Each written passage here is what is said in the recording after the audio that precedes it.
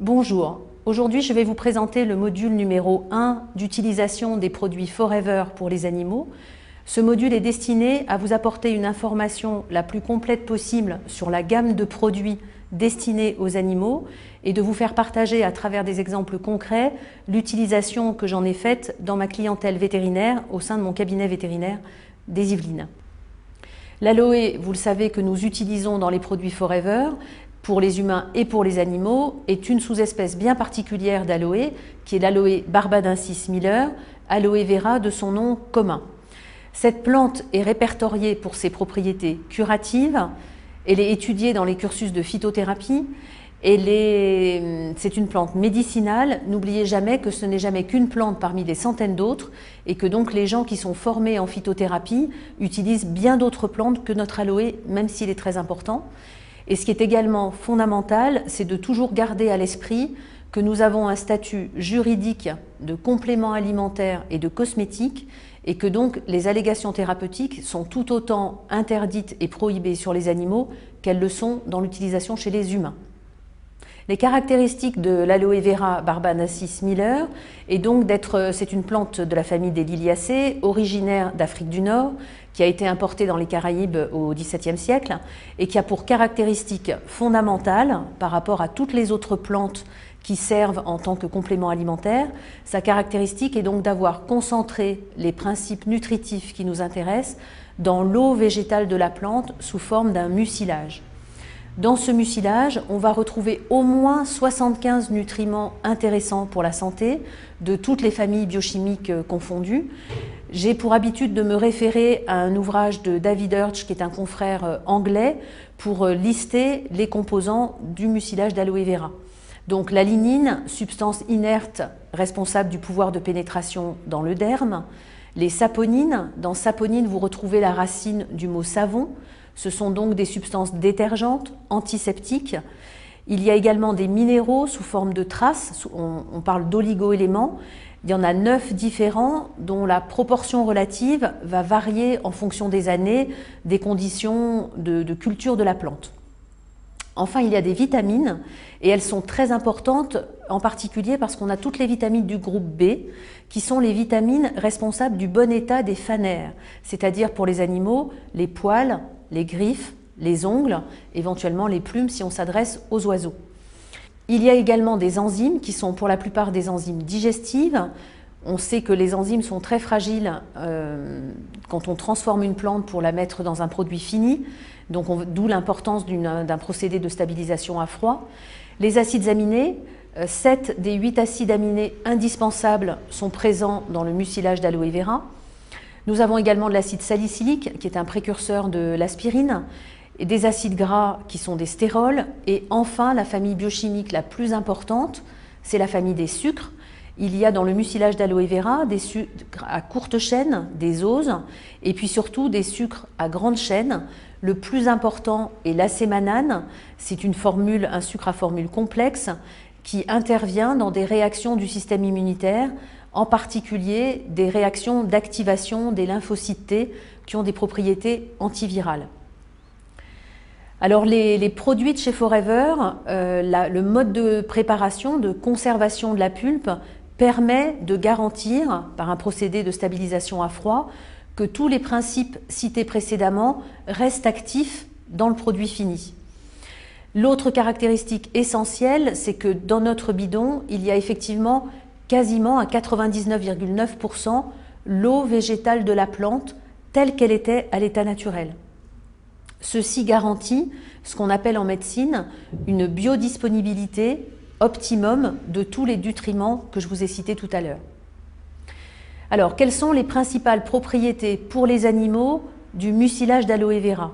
Alors, bien sûr, c'est d'abord et avant tout un complément alimentaire de choix, parce qu'il est stabilisé à froid, que c'est une eau végétale de plante. Or, je vous le dirai souvent au cours des formations, une des caractéristiques de nos animaux domestiques à notre époque est d'être nourris quasiment exclusivement avec une alimentation déshydratée. Ça pose le problème de l'apport en eau, donc bien évidemment l'eau du robinet, l'eau minérale convient. Néanmoins, nos animaux sont très sensibles au fait de leur apporter un complément alimentaire qui soit une eau végétale. Les herbivores vont l'accepter très spontanément, les carnivores avec quelquefois un peu de difficulté, mais on a tendance à oublier qu'il y a très peu de carnivores stricts. Nos chiens et nos chats ont l'habitude de manger l'herbe dans les jardins, tous les propriétaires peuvent en être témoins. Donc, action complément alimentaire, c'est fondamental, c'est la première indication. Ensuite, une action plus médicinale, c'est la régulation du transit digestif, en particulier liée à l'aspect mucilage de la plante. Tous les mucilages de plantes ont une action régulatrice du transit digestif.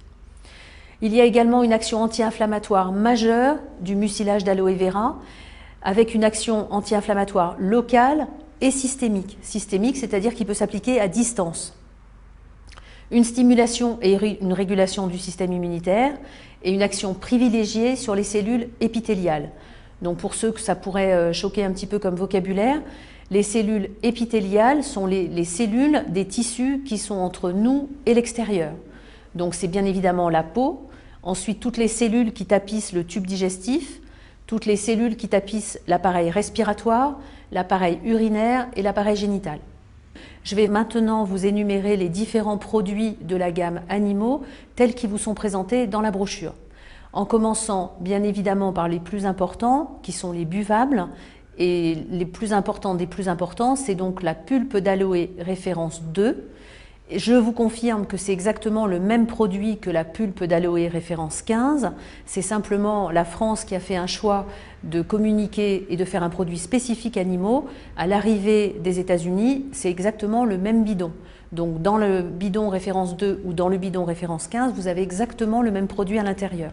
Néanmoins, pour manifester votre sérieux et votre professionnalisme par rapport aux animaux, il vaut mieux conseiller la référence 2 quand vous vous adressez à un chien, un chat ou des chevaux par exemple.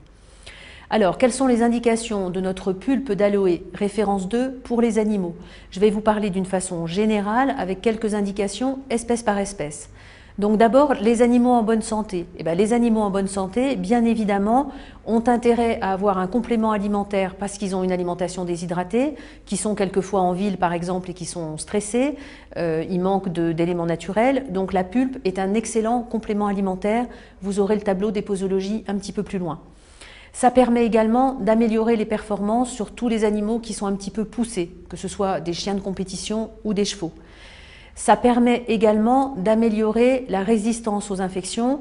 Vous l'avez compris avec la présence de l'acémanane qui stimule le système immunitaire.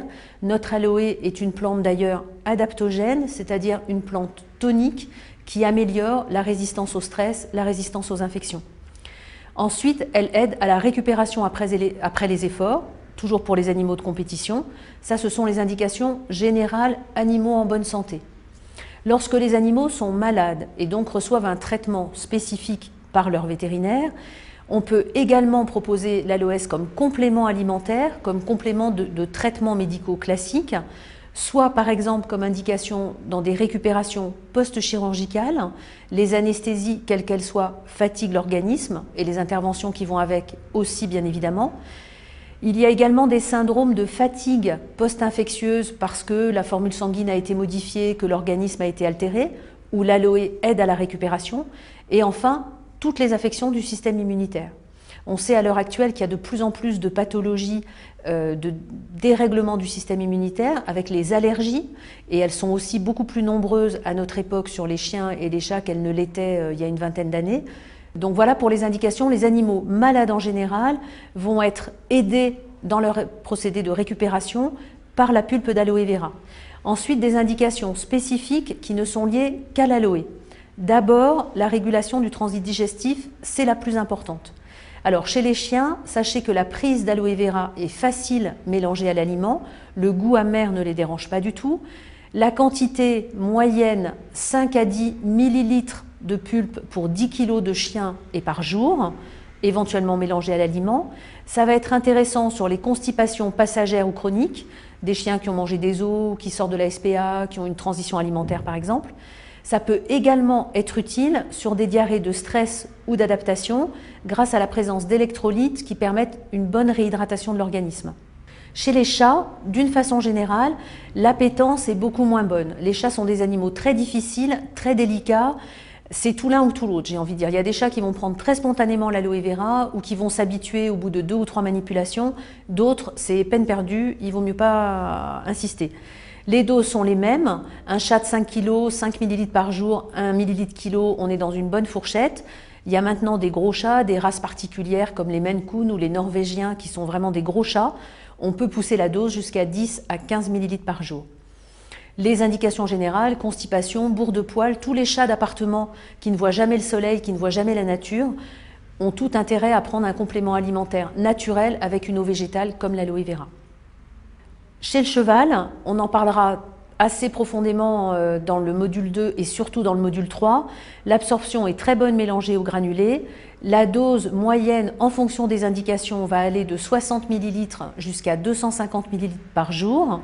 En même temps, sur des états de choc ou des fortes déshydratations, 1 litre n'est pas un problème en soi. Il y a une amélioration des crottins par une amélioration de la digestion et du transit digestif. Et puis, on le verra en détail dans le module 3, vous l'avez vu avec la plaquette chevaux, on est maintenant quasiment certain, on peut montrer comment l'aloe aide à la cicatrisation des ulcères gastriques du cheval. Alors, le tableau des posologies, je l'ai récupéré du livre de David Hirsch, donc mon confrère. Il sert à montrer 2 choses. D'une part, qu'on peut donner de l'aloe vera vraiment à toutes les espèces animales, des plus petites, les rongeurs, jusqu'aux plus gros, les bovins. Que les fourchettes par animal de quantité sont très variables, ça va du simple au quadruple, voire quasiment 10 fois plus. On n'est pas sur un médicament, on est sur un complément alimentaire, autant dire un aliment, et donc la dose est à adapter en fonction de l'individu et en fonction de l'indication. Il n'y a aucun effet secondaire à administrer de l'aloe vera à un animal, aucune contre-indication non plus à l'associer avec un traitement médicamenteux donné par un vétérinaire. Autre produit buvable très important, l'aloe berry nectar, référence 77. Alors là, c'est le produit de la gamme humaine que l'on adapte aux animaux, tout simplement en lui rajoutant un petit sticker, parce qu'on sait effectivement que la canneberge, qui est donc la plante médicinale rajoutée à notre aloe vera, est très intéressante aussi sur les animaux en prévention des cystites, puisque c'est une plante dont on sait qu'à long terme, elle empêche la fixation des bactéries sur les parois de la vessie. Donc elle a une action réellement protectrice des voies urinaires.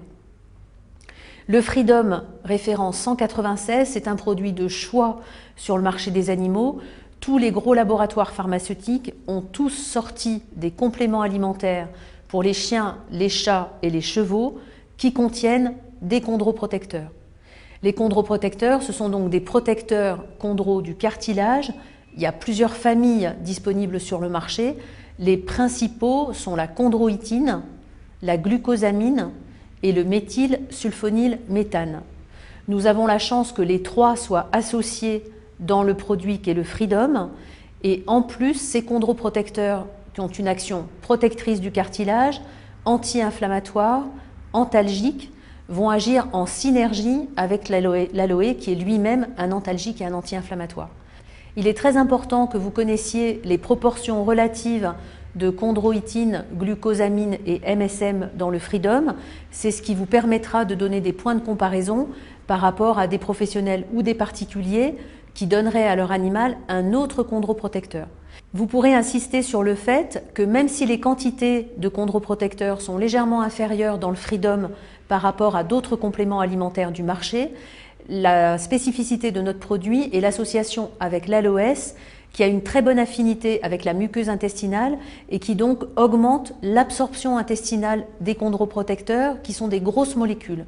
Autrement dit, l'aloès augmente la biodisponibilité des molécules qu'elle véhicule, en particulier là, la chondroïtine et la glucosamine.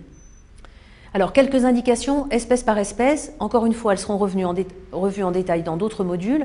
Néanmoins, retenez comme ça que chez le chien, c'est intéressant sur l'arthrose du chien âgé. Tous les bergers allemands, labradors, toutes les grosses races de chiens qui ont des douleurs à partir d'un certain âge sont très améliorées par l'absorption de Freedom. On a des tas de témoignages terrain là-dessus. C'est également intéressant à la suite de chirurgie articulaire. Il y a malheureusement de plus en plus de chiens qui ont des dystrophies et des dysplasies du cou, des dysplasies de la hanche. Chaque fois qu'il y a chirurgie articulaire, on va aider à la récupération en donnant des compléments alimentaires anti-inflammatoires sans cortisone ou molécules agressives. Chez le cheval, tous les chevaux de sport qui sont soumis à des gros efforts au niveau des articulations, encore une fois on en parlera au niveau du module 3, sont améliorés au niveau de leur potentiel, récupèrent mieux des compétitions quand ils sont sous freedom régulièrement. L'avantage que nous avons, c'est que tous nos produits sont non dopants. Alors, quelques rappels de posologie, même si c'est très bien expliqué et détaillé dans la plaquette. Retenez que pour les chiens, on reste sur une dose de 1 ml par kilo, donc un chien de 30 kg, 30 ml de freedom par jour. Chez les chats, 5 kg. Alors les chats sont moins sujets à l'arthrose que les chiens, il faut bien le dire, donc j'ai envie de dire que c'est le produit qui sera le moins approprié. Néanmoins, 5 à 10 ml par jour peuvent être utiles chez des très vieux chats d'appartement. Chez le cheval, on ira de 60 à 200 ml par jour. 200 ml vraiment pour un cas aigu de boiterie. Sur un cheval en entretien, 60 à 100 ml par jour, c'est suffisant.